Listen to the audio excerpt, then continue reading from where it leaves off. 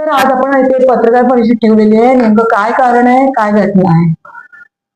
Mumbra police स्टेशनला साधारण 1.25 वर्षापूर्वी 14/7/2024 ला एक खुनाचा गुन्हा दाखल होता, ज्यात मयत इसम सुफियान शेख नावाचा होता. त्यात त्यावेळी 2 आरोपी अटक करण्यात आले होते आणि 2 आरोपींच्या अटकेनंतर त्या 2 आरोपी विरुद्ध दोषारोपपत्र मान्य कोर्टात दाखल करण्यात आलं होतं. परंतु घटना घडली त्या वेळपासून साधारण 1.25 वर्षाच्या कालावधीपासून या गुन्ह्यातला मुख्य आरोपी शमसुद्दीन शरफुद्दीन सय्यद हा फरार होता. मुंब्रा पोलीस स्टेशनचे डिटेक्शन ऑफिसर API सावंत व त्यांच्या टीमने गोपनीय माहितीच्या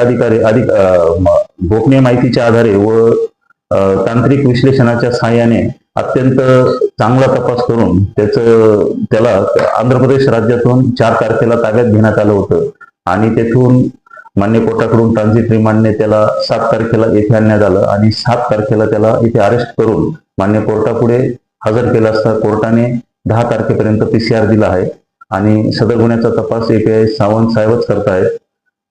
सध्या सदर गुन्ह्याचा तपास चालू आहे. या गुन्ह्यातील मुख्य पुरावे नेमके कोणते होते?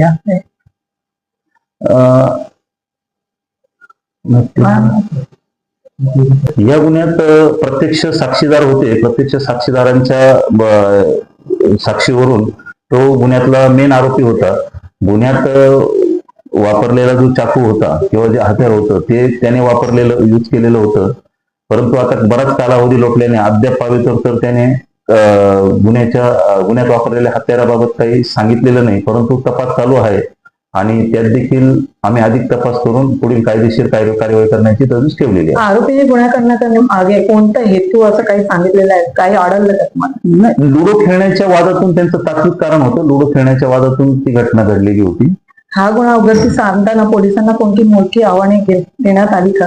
हा गुन्हा घडल्यानंतर सर्वात मोठं आव्हान होतं आरोपी अटक करण्याचं आणि तत्कालीन काळात 2 आरोपी अटक करण्यात पोलिसांना यश आलं होतं. परंतु या गुन्ह्यातला मुख्य जो आरोपी होता हा शमसुद्दीन सय्यद हा सुमारे 1.25 वर्षापासून फरार होता.